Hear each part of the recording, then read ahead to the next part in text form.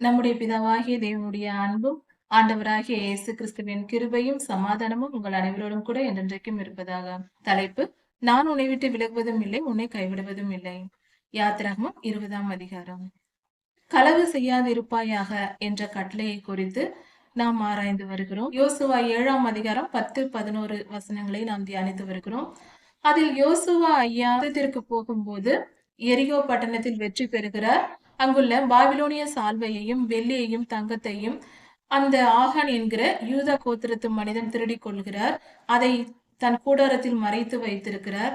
இதனால் ஆயி பட்டணத்திற்கு யோசுவா ஐயா யுத்தத்திற்கு போகும்போது அங்கு தோல்வியுற்று அவர்கள் 36 பேர்களை இழந்து, அந்த பட்டணத்தார் 36 பேர்களை, இஸ்ரவேலர்களை கொன்று விடுகிறார்கள். இதனால் துக்கமுற்ற யோசுவா ஐயா கர்த்தருடைய சன்னதியில் வந்து அழுது கொண்டிருக்கிறார். அப்பொழுது கர்த்தர் யோசுவா ஐயாவோடு பேசுகிறார். கர்த்தர் சொல்லுகிறார், நீங்கள் என் உடன்படிக்கையை மீறினீர்கள் என்று கர்த்தர் பேசுகிறார். நீ ஏன் யோசுவா அழுது கொண்டிருக்கிறாய் என்று முதலில் கேட்கிறார். அப்பொழுது யோசுவா ஐயா தன் தோல்வியை பற்றி சொல்லுகிறார். அப்பொழுது கர்த்தர் பேசுகிறார், நீங்கள் என் உடன்படிக்கையை மீறினீர்கள். அங்குள்ள திருடக்கூடாது என்று சொன்ன அந்த சால்வையையும் சாபத்தீடானதை நீங்கள் எடுத்துக்கொண்டு வந்து பாளையத்தில் வைத்திருக்கிறீர்கள். அதனால்தான் இந்த தோல்வி நேரிட்டது. நீங்கள் இப்படி செய்வானேன் என்று கர்த்தர் சொல்லுகிறார். நீங்கள் என்னை வஞ்சித்தீர்கள் என்றும் கர்த்தர் சொல்லுகிறார். இதை கேட்டதும் யோசுவா ஐயா என்னவென்று புரியாமல் கர்த்தரிடம் விவரம் கேட்கிறார். அப்பொழுது கர்த்தர் அந்த ஆகான் என்னும் யூதா கோத்திரத்து மனுஷனை வெளிப்படுத்துகிறார். மறுநாளில், அந்த நாளில் அந்த ஆகானை பிடித்து யோசுவா ஐயா ஆகானை பிடித்து அழைத்து வந்து, ஏன் இப்படி செய்தாய் என்று கேட்கிறார். என்ன செய்தாய்? நீ என்ன தவறு செய்தாய் சொல் என்று கேட்கிறார். அப்பொழுது அந்த ஆகான், நான் வெள்ளிப்பாலத்தையும் தங்கத்தையும் பாபிலோனிய சால்வையையும் எடுத்துக்கொண்டு வந்து என் கூடாரத்தின் அடியில் மண்ணில் புதைத்து வைத்திருக்கிறேன் என்று சொன்னார். உடனே அங்குள்ள மற்ற மனிதர்கள் ஓடி போய் அந்த கூடாரத்தை திறந்து அதிலுள்ள மண்ணை நோண்டி பார்க்கும்போது அந்த பொருட்கள் எல்லாம் கிடைத்தன. அப்பொழுது அந்த தங்கத்தையும் வெள்ளியையும் அந்த சால்வையையும் அந்த ஆகானையும் அந்த குடும்பத்தையும் அவர்களுக்குண்டான எல்லாவற்றையும் எடுத்துக்கொண்டு வந்து பாளையத்திற்கு புறம்பே அழைத்து கொண்டு போய் எல்லாவற்றையும் வைத்து அவர்களை கல்லெறிந்து கொன்றார்கள். அவர்களையும் அவர்கள் பொருள்களையும் போட்டு அங்கே கற்குவியலாய் குவித்தார்கள். இன்று வரைக்கும் அது ஆகோர் பள்ளத்தாக்கு என்று அழைக்கப்படுகிறது. இன்றும் அந்த இடம் இருக்கிறது, கற்குவியலாய் ஆகார் பள்ளத்தாக்கு என்று. அதனால் கர்த்தருடைய வார்த்தையை மீறி அந்த பொருட்களை திருடியதினால் அவர்கள் தோல்வியுற்று 36 பேர் கொல்லப்பட்டார்கள். சுமார் 36 பேர் என்று வேதத்தில் கொடுக்கப்பட்டிருக்கிறது. இப்படியாக கர்த்தருக்கு கீழ்ப்படிந்திருக்கும் போது எரிகோவை வெற்றி பெற்றார்கள். கர்த்தருக்கு கீழ்ப்படியாமல் திருடிய போது, அந்த திருடு என்னும் பாவத்தை செய்த போது ஆயி பட்டணத்தில் சென்று தோல்வியுற்று வந்தார்கள்.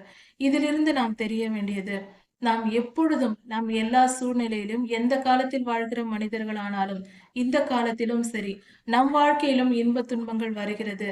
துன்பங்களுக்கு காரணம் நாம் தான். கர்த்தர் எதையும் மனதார தம்முடைய பிள்ளைகளுக்கு கஷ்டப்படுத்தும்படி கொடுக்க மாட்டார். நம்மளுடைய பாவங்களின் நிமித்தமாகவே நமக்கு துன்பம் வருகிறது. பாவம் எது, பாவம் எது, பரிசுத்தம் எது என்றால் அதை அறிந்து கொள்ள வேத வசனங்களை படிக்க வேண்டும். அப்பொழுதுதான் பாவம் எது, பரிசுத்தம் எது என்று தெரிந்து நாம் பரிசுத்தமாய் வாழ முடியும். நம் மனதில் தோன்றுவதெல்லாம் பரிசுத்தம் என்றும், நம் மனதிற்கு சில காரியங்கள் பரிசுத்தம் என்று தோன்றும். அதே காரியங்கள் மற்றவருக்கு அது அசுத்தம் என்று தோன்றும். அப்படியானால் யார் சொல்வது சரி? இதை எதை வைத்து நாம் சரி பார்ப்பது என்றால், கர்த்தருடைய வார்த்தை, நம்மை படைத்தவர் சொல்வதுதான் சரியாக இருக்கும் அல்லவா? அவருடைய வார்த்தைகள் தான் வேத வசனங்களாக நமக்கு எழுதி கொடுக்கப்பட்டிருக்கிறது. அவர் இருதயத்தை திறந்து அங்கு ஊற்றி நம்முடைய வேதத்தில் நமக்கு கொடுத்திருக்கிறார். பைபிளை திறந்து படிக்கும் போது, வேதாகமத்தை, பரிசுத்த வேதாகமத்தை படிக்கும் போது நாம் கர்த்தருடைய இருதயத்தை அறிந்து கொள்ளலாம். எது பரிசுத்தம், எது பாவம் என்று அறிந்து கொள்ளலாம். அப்படி அறிந்து கொண்ட போது, அதற்கு கீழ்ப்படிந்து நாம் நடக்கும்போது, அதை ஏற்றுக்கொண்டு, மனதார அதை ஏற்றுக்கொண்டு கீழ்ப்படிந்து நடக்கும்போது கர்த்தருடைய கிருபையை நாம் பெற்றவர்களாக இருக்கிறோம். இன்னொரு காரியம் என்னவென்றால், அந்த திருடு என்பது ஒரு பாவம், களவு செய்தல் என்பது ஒரு பாவம். அதை செய்யாதே என்று கர்த்தர் சொல்லுகிறார். அதனால் நாம் செய்யக்கூடாது. இன்னொரு காரியம், அப்படி செய்தால் என்ன நடக்கும் என்றால், திருடினால் என்ன நடக்கும் என்பதை பார்த்தோம். திருடுவதினால் ஏற்படுகிற பாதிப்பு என்ன? அதாவது பொல்லாத ஆவிகள், வலு சர்ப்பம், லூசிபர், அவனுடைய சேனைகள் அவனுக்கென்று ஒன்று உண்டு. அது ஒவ்வொரு விதமான குரூப்களை அவன் வைத்திருக்கிறான். நாம் Facebookல் குரூப் வைத்திருப்பது போல, அவனும் பல குரூப்புகளை வைத்திருக்கிறான். ஒவ்வொரு பாவத்திற்கும் ஒவ்வொரு விதமான குரூப்புகளை அவன் ஆப்பரேட் பண்ணுவான். திருடு செய்வதற்கு திருட்டின் ஆவி என்று இருக்கிறது. பொய் சொல்வதற்கு பொய்யின் ஆவி இருக்கிறது. தாறுமாறான வேலைகளை செய்வதற்கு தாறுமாறான ஆவி இருக்கிறது. வேசித்தனம் என்று சொல்வதற்கு வேசித்தன ஆவி இருக்கிறது. இப்படியாக ஒவ்வொரு பாவத்தையும் செய்ய தூண்டுகிற பொல்லாத ஆவிகளை அவன் தன்னுடைய தூதர்களாக வைத்திருக்கிறான். கர்த்தர் எப்படி பரிசுத்த தூதர்களை வைத்திருக்கிறார்களோ அதே போல பொல்லாத சாத்தானும் தன்னுடைய பாவம் செய்ய தூண்டுகிற பொல்லாத ஆவிகளை அவன் வைத்திருக்கிறான். திருடு என்பது பாவம், அதை செய்யாதே என்று கர்த்தர் சொல்லுகிறார். மீறி செய்தால் என்ன நடக்கும்? நாம் திருடினால் அந்த திருட்டின் ஆவி நமக்குள் வரும். அது என்ன செய்யும்? கொஞ்சம் கொஞ்சமாக அந்த திருட்டை அதிகப்படுத்தும். எல்லா பாவங்களும் முதலில் ஆரம்பத்தில் சிறிதளவாக மனிதன் செய்வான், தன் மாம்ச சிந்தையின்படி. ஒரு பாவம் ஒரு மனிதன் செய்து விட்டால் அந்த பாவத்திற்குரிய அந்த பொல்லாத ஆவி அவனுக்குள் நுழைவதற்கு ஒரு டிக்கெட் கொடுத்தது போல ஆகிறது. இப்படி அவன் உள்ளே வந்து விட்டால் அவன் மேலும் மேலும் அந்த பாவத்தை அதிகப்படுத்தி கொண்டே போய் கடைசியில் நம்மை கொல்லும் வரைக்கும் அவன் விடமாட்டான்.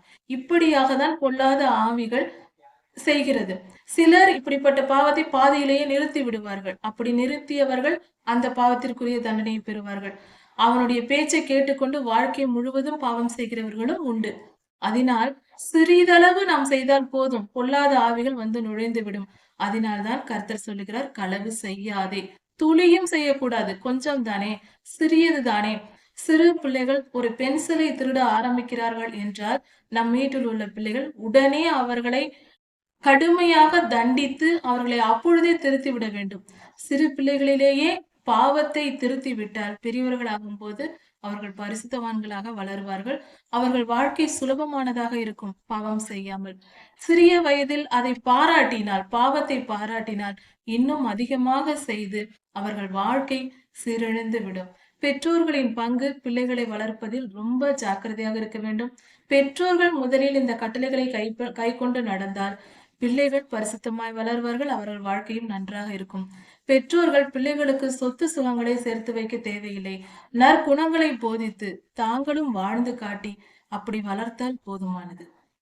அதுவே சரியான வாழ்க்கை முறை. அதைதான் பெற்றோர்கள் கடமையாக கர்த்தர் சொல்லுகிறார். யோவான் 10:10 வசனங்களில்,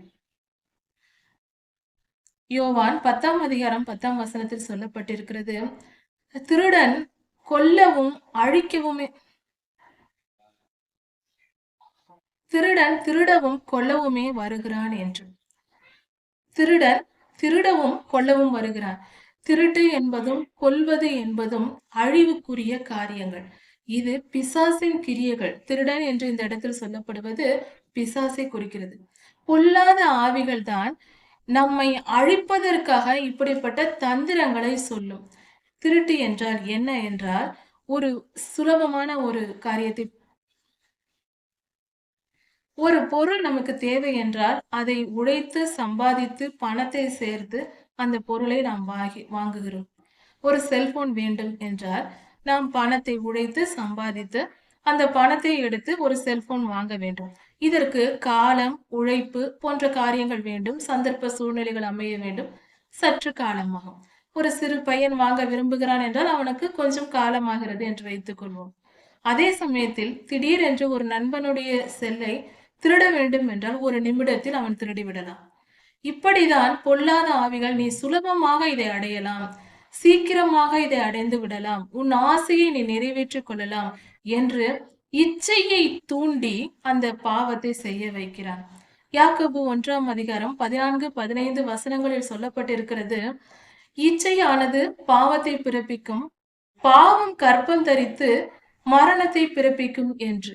அப்படி பார்க்கும்போது இச்சை என்பது, ஆசை வேறு இச்சை வேறு.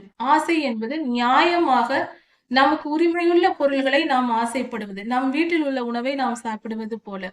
இச்சை என்பது அடுத்தவர் பொருள் மேல் ஆசைப்படுவது. நமக்கு உரிமை இல்லாததை நாம் இச்சிப்பது, நம் தகுதிக்கு மிஞ்சியதை எதிர்பார்ப்பது, அளவுக்கு அதிகமாய் ஆசைப்படுவது. அதாவது ஆசை என்று சொல்ல முடியாது. அது நமக்கு தகுதி இல்லை, நமக்கு கிடைக்காது. ஆனால் அதன் மேல் எனக்கு வேண்டும் என்று நினைப்பது, அதற்காக பாவம் செய்வது. இதுதான் இச்சை என்று சொல்லப்படுகிறது. அதனால் இப்படிப்பட்ட பாவத்திற்கு நாம் விலக்கி காத்துக்கொள்ள வேண்டும். இதனுடைய முடிவு மரணமாய் இருக்கும். இப்படிப்பட்ட பாவத்தை தூண்டுகிற பொல்லாத கிரியைகள், இருளின் கிரியைகள் என்ன செய்யும் என்றால், அதன் சுகத்தை காட்டும். அதாவது திருடுவது என்பது சுலபமானது. திருடினால் சுலபமாக ஒரு விஷயத்தை அடைந்து விடலாம், பணத்தை சம்பாதித்து விடலாம். உழைத்து சம்பாதிப்பது நேர்மையான வழி.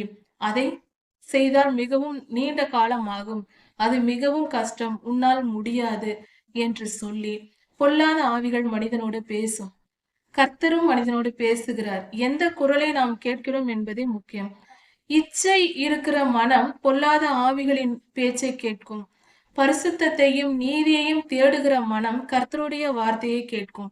அப்படியானால் நம் இருதயத்தில் நீதியாய் நாம் வாழ்ந்தால், நீதியின் வார்த்தைகள் நம் இருதயத்தில் இருக்குமானால், அந்த நீதியின் வார்த்தையின்படி நாம் கர்த்தருடைய ஆவியானவரின் சொற்களை கேட்டு நாம் நடப்போம். அதனால் நமக்குள் பரிசுத்தம் உண்டாகும்.